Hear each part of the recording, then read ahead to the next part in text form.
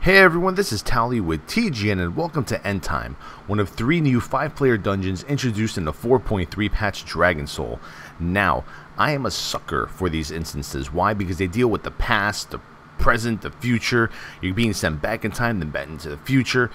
Now, Nozdormu, what he's trying to do is he's trying to get you to the past. He's trying to get you, to find the Dragon Soul, way before Malfurion Stormrage hid it from everybody, just so you could use it to bring it back to the future, or to the present, excuse me, to kill Deathwing. Now, what's happening is he can't send it to the past. He discovers that there's some sort of anomaly, that's preventing us from going to the past, so he has to send us into the future to get rid of this anomaly. Now, right now, we're pretty much in a bleak Dragonblight. We're at Wyrmrest Temple. Deathwing is dead. His body is impaled on the top of Wyrmrest Temple. And the fight is over. The heroes lost. Deathwing won. And of course, Deathwing will stop, obviously stopped at all costs to destroy Azeroth. He was corrupted by the old gods. And obviously, the old gods knew that keeping him around was probably some sort of liability. So they took him and they impaled him at the top of the temple. Nice guys, right? Yeah, I guess not. But so here we are. We're trying to figure out what the anomaly is. So you have 5 or 4 possible scenarios. One of them's Sylvanas, another one's Jada Proudmoore. And what you have to do is you have to basically defeat 2 of these, I guess, echoes of the past. Basically, Jada and Sylvanas, they're tortured souls left behind from what happened during the Cataclysm. They're trying to find a way out. They're trying to find some sort of release. And I guess you're here to release them. So we're in the area where we're about to encounter the echoes of Jada Proudmoore. Jada, who cares? Ah, man, she's been around the block, hasn't she? Oh, wait, back on topic. So, here in this area, you're basically going to fight a bunch of NPCs, and you have to click on these little, these little fragments, and once you collect 16 fragments, you're going to be able to fight Proudmoore. Now, out of all these packs, to be honest, just take out the priest first. The priest will put down a light well. Once the priest put down the light well, hit the light well with like a Crusader Strike or just normal tank ability. It has like 15k damage. It'll definitely go down pretty fast. As you can see, there are those green little poles all around the room. You have to gather about 16 of them before Jaina comes out. And right here, I go ahead and I mark the priest. We'll kill that first. Hitman Bloodhunter is in my group here, who is also a director for TGN. He helped me out. We're currently on the Brill EU server. We have someone created a guild called Towellee's PTR Testers, and like just tonight we have like over like 150 people online at the same time, and we were all just kind of failing at the new Barrett Hold boss, doing these instances. Now currently End Time has no quest inside the instance. It should have a quest in the future, which after you defeat it will allow you to access the other dungeons like the Well of Eternity and so forth, because there's 3 dungeons in total. This is the first one. Now for me, folks, this is pretty easy. I'm not sure if they're going to start tuning the trash or start tuning the fights more, but right now it doesn't seem like it's much of a challenge. I mean, I am in my full basically 391 gear. I'm about eye level 388 right now as a tank, and I copied over my character, whatchamacallit, Towelliee, to the PTR on Brill EU. And yeah, like this was pretty much a joke. There was really not a challenge at all. So we're gonna get the remaining fragments here, and I mean, like, in all honesty, I think ZA and ZG are way tougher than these instances. I just hope they make it harder. But Blizzard right now, they're just trying to make everything a lot easier and more accessible for people to see the end of the expansion. So we might not actually see any more fine-tuning. So Jaina has a few abilities here. One of them I didn't figure out till after we were done. I know. Use the dungeon journal, Towelliee. Use the dungeon journal. Well, you know what? I don't like using the dungeon journal. I like figuring out on my own what's going on. So here we go, Echoes of Jaina. I'm going to pop my Inquisition. I'm going to start off with Adventure Shield. Now she's casting Pyroblast. My first instinct is, let me try to interrupt this ability. And I can't interrupt Pyroblast whatsoever. So basically I'm like, okay, let's pop some Lust or some Hero or something. And let's just burn this bitch down. She doesn't have much HP. Only has about like 5 million. Should be pretty easy to burn through. Now these Pyroblasts aren't doing too much damage. We're looking at about 2,700 damage. Now she teleports And she's doing these crazy frost bolts that do AoE damage. Now, we're trying to figure out where did the AoE damage come from. As you see right there, she tossed this rock. As you can see, it's getting bigger and bigger on the lower right-hand corner of the screen. Bigger, bigger, bigger, bigger, more bigger, and an explosion. Everyone gets hit for like, I got hit for like 64k. Everyone else almost died. Now, after reading the dungeon journal, and okay, with this little ice spike, just stand in between them, get away. You're supposed to just stand next to it or aggro it and make it explode, and it'll only do like 50k damage to one person. Whereas if you were to actually let it just get bigger and bigger, like it is right there, it's gonna basically shoot everyone else for like about 100,000 damage. Obviously, if you have something like resistance aura up, it'll be a lot less. But we go ahead, we finish off Jaina, and that's one of the first tortured souls that we encountered. And ooh baby, I just released you, Jaina's staff. There you go. Congratulations to, I don't know who can use that. But after we're done here, we're going to go to our next scenario. And the best part is that, oh, by the way, this is new, I believe, with the, this is like a model thing, right? This is like the character screen. I wasn't able to move my guy around like this before. I just started playing with it. I know, I'm like a little child. What can I say? Whatever.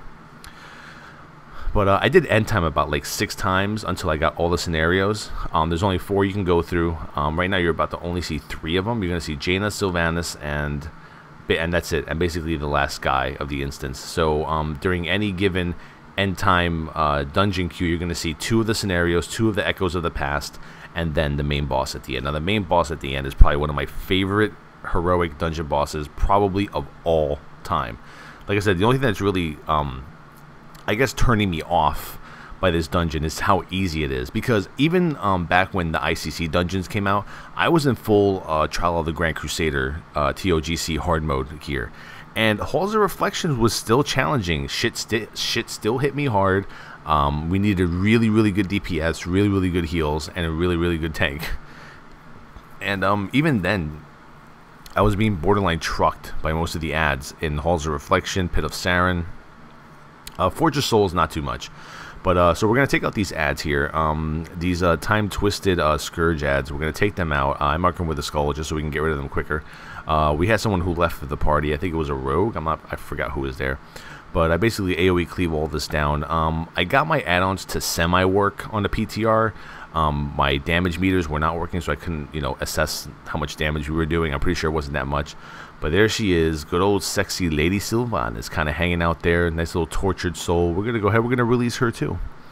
And she has some pretty cool mechanics in her fight, I'm not going to lie. They're really easy to, I guess, avoid. But, obviously sometimes you can't avoid all, mechanics. Some people just don't understand what, I guess, don't stand in the fire means. So we're going to go. I'm going to look at the dungeon journal. Because right now I'm actually live streaming as I'm talking, to the people in my party right here. And people in the live stream are asking me, oh, open up the dungeon journal, let's see what she does. I'm like, okay. So the dungeon journal is already updated for all of the new dungeons, the 5-man dungeons, the Dragon Soul raid with Deathwing. We already know all of Deathwing's abilities ahead of time right now. They're in a dungeon journal. Do I like that? No, not really. I'm one of those guys that doesn't like, knowing everything before it happens in terms of like PTR and new bosses. But what can you do now? Casual rating, hardcore rating. Blizzard has to find a medium. So here we go. Echo of Sylvanas. She does this dark arrow. You just saw right there. She shoots like this dark arrow at one random member. She does kind of like this frontal laser death and decay ordeal. Don't stand in it. Now here's one of her main abilities. She'll basically port herself up into the air. She's going to basically become immune to all damage. And then she's going to call on all these ghouls and summon the ghouls to her. Now, at first we were like, oh my god, what do we do? Like, I feel like I'm in the movie, Saw 4, Saw 5, when the guy's in the room and he's just like being like closed in by the, the 2 huge cement blocks. Well, as you can see, all these risen ghouls are going to get closer and closer. All you have to do is focus one risen ghoul. It'll tell you in the dungeon finder. Focus one risen ghoul. Once you kill the risen ghoul, it's going to open up a path for you to run out. So there you go. Just run out of the path. And that's it. And that's how you basically defeat the Echo of Sylvanas. And once again, another pretty easy fight in terms of mechanics. Cool mechanics, but very easy mechanics. She doesn't do that much damage at all. even for someone, you know, like myself who's really geared, I basically took like no damage this entire fight. So from the first dungeon end time, we're seeing that it's kind of a little bit on the Care Bear side in terms of damage taken, healing done for it. But you do get 378 gear from the 5-man dungeons, which is really good, because what's going to happen is a lot of people who didn't have a chance to raid in Firelands will come back to WoW because of the oh, nice little bow there. Hitman just like creamed his pants. He's like, oh, and people are going to come back, say, oh, well, I didn't do tier 11, tier 12, can I do tier 13? Of course, run the 5-man dungeons, get full 378 gear, and you're good to go. So now we're going to go to the grand finale. We're going to find out what this anomaly is, who is causing this destruction, who's causing this Nozdormu from you know, keeping us from going to the past to get the Dragon Soul, to bring it back to the future, or present in the future, to defeat Deathwing. So I went to the wrong port. Lol. I went to the wrong port again. Lol. Bronze. Here we go. Bronze Dragonshire. Now, this is cool. So these tornadoes weren't hitting us on the PTR. So I'm thinking maybe once this goes live and they fine-tune it better, those will be able to hit you, and they're going to be be part of the encounter. Now, this huge hourglass in the middle of the room is a big deal. It really is. What's going to happen is the main boss, I don't even know how to pronounce his name. What's his name? Shit. I don't know. Name. Murozond is his name. And Murozond is the person or dragon, I guess you could say, causing this anomaly. Now, we're trying to figure out what the Hourglass of Time does. When you start the encounter, you're going to have 5 hourglasses. Like, you're going to see it underneath my main abilities action bar. And in order to, what you do is, this is pretty cool. Every time you hit the hourglass, it reverts you back in time to the start of the fight every single time. And you have to click that huge hourglass in the middle of the room, or the middle of the sand area here, in order to activate it. He has 16 million HP. So we were testing it so many different ways. So like for instance, right here, I would pop shield wall, right? I pop shield wall, and he does a frontal flame breath. Get out of the way. Obviously, Hitman does not like getting out of the way of fire. So those 5 little hourglasses, he has temporal blast. Temporal blast are those small little swirly circles. I'm going to test this out. Look at that. I popped shield wall. It's up. Now, after I pop shield wall, I'm going to click on the hourglass, and this is going to be so fucking cool, man. I was like bugging the fuck out when I saw this shit. I'm like, LOL, let's click the hourglass and see what happens. Wait a little bit more time. Lol. Click the hourglass. And look what happens. Everything freezes up, and you get taken back to the beginning of the fight before you pulled. And now look at your abilities. My shield wall is up again.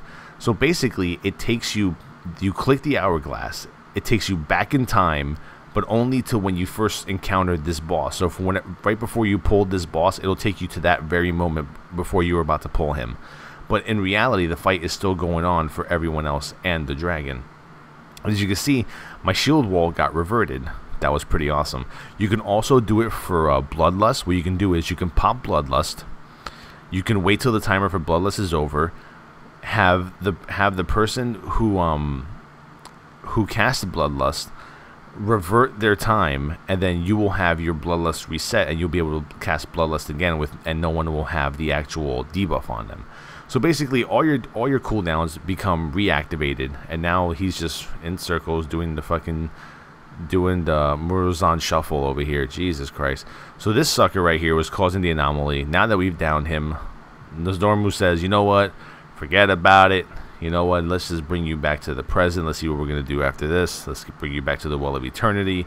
I don't know what's going to happen. So here we go. Once again, I rewind time, go back to the beginning of the fight, and continue killing him. Great instance, folks.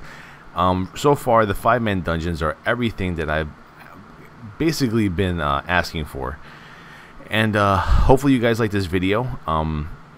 We're going to kill him. He's going to drop some loot. I have no idea where the loot was. It was actually in a huge chest to the side. But this has been Towelliee with TGN. Please visit me on my personal YouTube account, youtube.com/consolecrusader. And youtube.com/consolecrusader. You'll see my video logs, and I put, console gaming videos up like Gears of War. Also, folks, visit me on twitch.tv/Towelliee. I live stream about 10 to 12, maybe 13, 14 hours a day. Every time there's new content like 4.3, I'm going to be streaming as much as I can around the clock. Give you guys as much entertainment as possible. We always have about 9,000 plus viewers. We are the #1 Twitch.tv Cataclysm channel over at twitch.tv/Towelliee, Towelliee HD Gaming, Facebook.com/Towelliee, Twitter.com/Towelliee the Tank, Towelliee.com is my personal website. Thank you everyone for watching. Any questions, anything you want to ask in the comments, give this a thumbs up, favorite it so all your friends can see it. Peace out.